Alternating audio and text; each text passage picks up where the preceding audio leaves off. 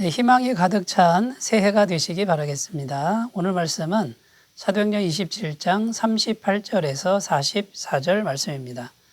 배부르게 먹고 밀을 바다에 버려 배를 가볍게 하였더니 날이 새며 어느 땅인지 알지 못하나 경사진 해안으로 된 항만이 눈에 띄거늘 배를 거기에 들여다 댈 수 있는가 의논한 후 닻을 끊어 바다에 버리는 동시에 키를 풀어 늦추고 돛을 달고 바람에 맞춰 해안을 향하여 들어가다가 두 물이 합하여 흐르는 곳을 만나 배를 걸매 이 물은 부딪혀 움직일 수 없이 붙고 고물은 그 물결에 깨어져 가니 군인들은 죄수가 헤엄쳐서 도망할까 하여 그들을 죽이는 것이 좋다 하였으나 백부장이 바울을 구원하려 하여 그들의 뜻을 막고 헤엄치는 줄 아는 사람들을 명하여 물에 뛰어내려 먼저 육지에 나가게 하고 그 남은 사람들은 널조각 혹은 배 물건에 의지하여 나가게 하니 마침내 사람들이 다 상륙하여 구조되니라. 아멘. 네, 오늘 말씀 44절을 다시 한번 읽겠습니다. 그 남은 사람들은 널조각 혹은 배 물건에 의지하여 나가게 하니 마침내 사람들이 다 상륙하여 구조되니라. 이렇게 기록하는데 끝부분에 보면 마침내 사람들이 다 상륙하여 구조되니라 이렇게 증거하고 있습니다.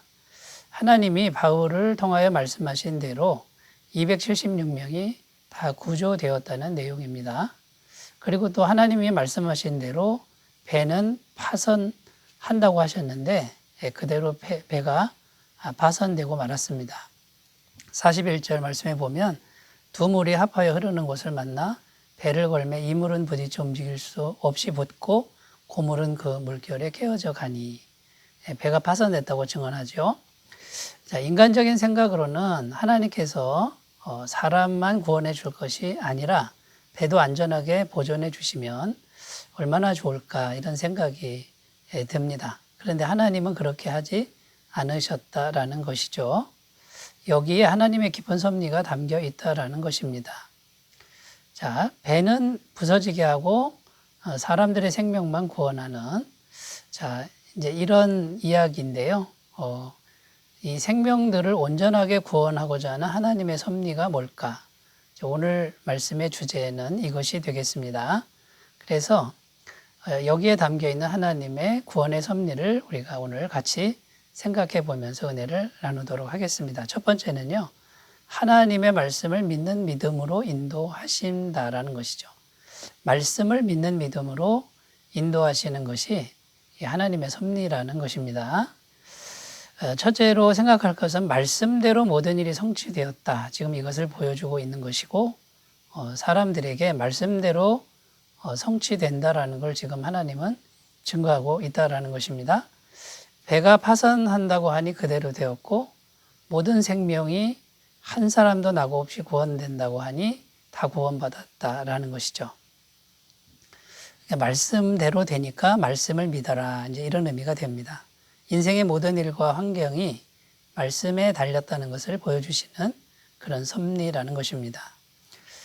그렇다면 왜 말씀을 믿어야만 하는 것일까요? 말씀을 믿어야 영혼이 구원을 얻을 수 있기 때문입니다. 베드로전서 1장 23절 말씀, 너희가 거듭난 것은 썩어질 씨로 된 것이 아니요 썩지 아니할 씨로 된 것이니 살아있고 항상 있는 하나님의 말씀으로 되었느니라. 말씀으로 영혼이 구원받는다라는 것입니다. 그러니까 말씀을 믿는 신앙으로 인도하시는 것이 주님의 뜻이라는 것이죠.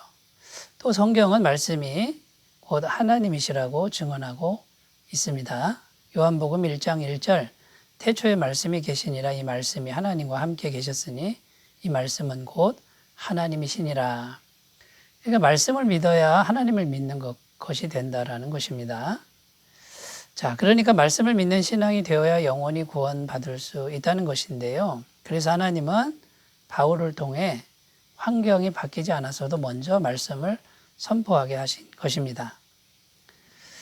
이 세상 모든 일은요, 말씀에 순종하느냐 안 하느냐 여기에 달렸다는 것이고요. 그러니까 말씀을 믿으라고 지금 계속 하나님은 강조하고 있는 것입니다. 어떤 사람들은 말씀보다는 신비한 능력, 또 성령의 은사 이런 것들을 의지하는 사람들이 있습니다. 그런데 이것은 신앙에 있어서 방향이 잘못 설정된 것이라는 것입니다. 자, 이렇게 하나님의 신비한 능력이나 성령의 은사를 초점으로 목표로 하는 사람들은 필연적으로 건강하지 못한 그런 신앙의 삶을 보여준다라는 것이죠. 일단 마음이 교만해집니다. 내가 능력이 있으니 다른 사람보다 더 나은 것 같은 이런 교만, 그 다음에 삶이 무질서해집니다. 참된 신앙은 말씀에 순종하는데 일상사에 순종하는 것이죠. 그런데 일상사를 무시하고 능력만을 쫓아가니까 삶이 무질서해지죠. 그 다음에 세 번째는 자기 부인이 안 됩니다. 겸손이 안 되는 것이죠. 능력이 있으니 자기 주장만 하게 되는 이런 사람들로 변하기가 쉽다라는 것입니다. 여러분, 그러면 우리가 어떻게 말씀을 믿는 신앙을 해야 될까요? 구체적으로 말씀을 마음에 간직하고 마음으로부터 순종하는 것이 먼저 되어야 된다는 것입니다. 잠언 4장 23절 모든 지킬 만한 것 중에 더욱 내 마음을 지키라. 생명의 근원이 이에서 남이니라. 마음을 지키라는 거 이렇게 말씀하고 있고요. 그 마음은 어떻게 지키냐면은 그 앞에 부분 잠언 4장 20절, 22절 말씀에 길이 나오는데 말씀을 간직하라 그럽니다. 내 아들아 내 말에 주의하며 내가 말하는 것에 내 귀를 기울이라. 그것을 내 눈에서 떠나게 하지 말며 내 마음속에 지키라. 그것은 얻는 자에게 생명이 되며 그의 온 육체의 건강이 됨이니라. 이렇게 증거하고 있습니다. 여러분은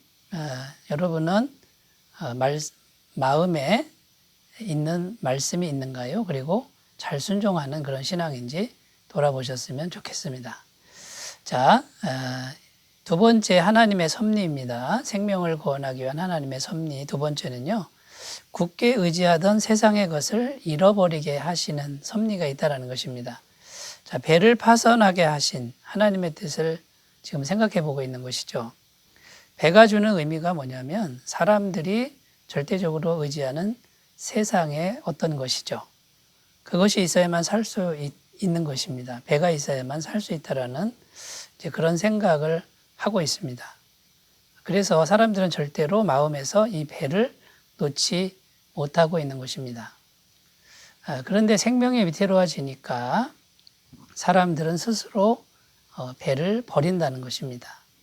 배도 버리고 배 안에 있는 돈도 버리고 귀중품들도 생명을 위해서 다 버리고 있는 것이죠. 그리고 하나님은 완전히 다 잃어버리게 하신다라는 것을 오늘 성경 말씀은 증언하는데요. 왜 그렇게 하시는 걸까요?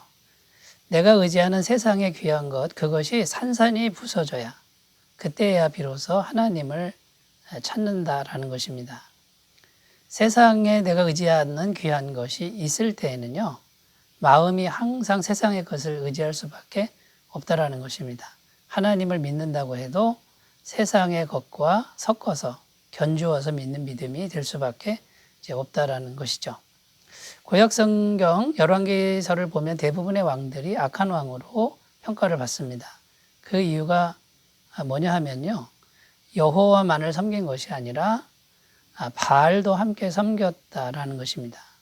여러분, 바알이 의미하는 게 뭐냐면요, 세상의 풍요를 준다고 하니 적당히 말씀을 버려도 된다라고 하는 것이 이 바알 신앙입니다. 자, 그래서 어떻게 되었습니까? 풍요를 준다고 하는 신을 쫓아가려다 보니 하나님의 말씀을 버립니다. 그 결과는 나라가 망했다라는 것이죠. 반대로 열왕기서의 선한 왕들은 어떤 왕들입니까? 하나님만 말씀대로 순전하게 지키던 이제 그런 왕들이라는 것입니다.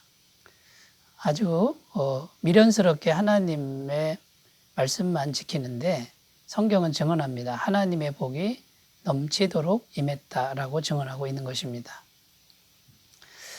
그런데 이 선한 왕들 중에도요, 하나님의 넘치도록 복을 받은 이후에 또 벌을 받고 망하는 왕들이 있었는데 마음이 세상의 풍요에 빼앗겼을 때 하나님은 또 그 모든 것을 다 가져가셨다라고 증거하고 있는 것입니다. 여러분, 여러분의 마음은 어떻습니까? 아직도 세상의 어떤 것을 강력하게 의지하는 마음이 아직도 살아 있습니까? 자기 자신의 마음을 들여다보면서 하나님 앞에서 그 마음을 살펴보시는 귀한 시간이 되셨으면 좋겠습니다. 자, 세 번째입니다. 배는 파선하게 하신, 생명만 구원하신 하나님의 섭리는 먼저 하나님의 말씀을 구하는 삶으로 인도하시는 그런 섭리가 숨겨져 있다는 것이죠. 결국 먼저 말씀을 구하는 삶으로 인도하시는 것입니다. 마태복음 6장 33절 너희는 먼저 그의 나라와 의를 구하라. 그리하면 이 모든 것을 너희에게 더하여 주시리라. 우리가 잘 아는 말씀이죠. 먼저 하나님의 말씀을 구하는 삶이 되면 다른 현실적인 필요를 다 채워주신다는 것이 하나님의 뜻입니다. 여기서 우리가 생각할 것은요, 하나님은 현실적인 것도 풍성하게 주시는 분이시라는 것이죠. 이걸 놓치면 안 된다는 거죠.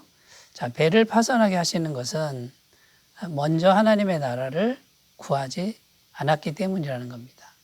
먼저 말씀을 구하지 않았기 때문에 말씀 말고 다른 것을 의지하는 것을 다 잃어버리게 하신다라는 거죠. 그런데 다 잃어버리게 하는 것이 하나님의 본심이 아니라는 거예요. 먼저 하나님의 말씀을 구하고 순종하면 다른 것들, 그러니까 세상의 귀한 것, 배라고 하는 것은 얼마든지 또 하나님이 허락해 주신다라는 것이 이것이 하나님의 뜻이라는 겁니다. 우리가 먼저 하나님의 나라와 의를 구하기만 하면 현실적인 것도 부족함이 없게 하시는 것이 이것이 하나님의 마음이라는 것을 오늘 꼭 우리가 기억하셨으면 좋겠습니다. 자, 현실 세계를 만드신 분이 하나님이시죠. 그러면 현실 세계를 만드셨을 때 현실 세계의 풍요로움도 얼마든지 주셨다라는 것입니다. 에덴 동산이라고 하는 현실 세계에 부족함이 없었고요. 성경을 보면 요셉이나 다윗 같은 인물을 보면요. 연단의 과정이 10년 이상 되었지만 먼저 하나님의 뜻을 구하는 사람들로 굳건히 섰을 때 하나님은 왕의 자리, 국무총리의 자리, 금은보화와 존귀와 명예를 다 허락해 주셨다는 것을 성경은 말씀해 주고 있다는 것입니다. 시편 23편 1절에 여호와는 나의 목자시니 내가 부족함이 없으리로다. 다윗의 고백이죠.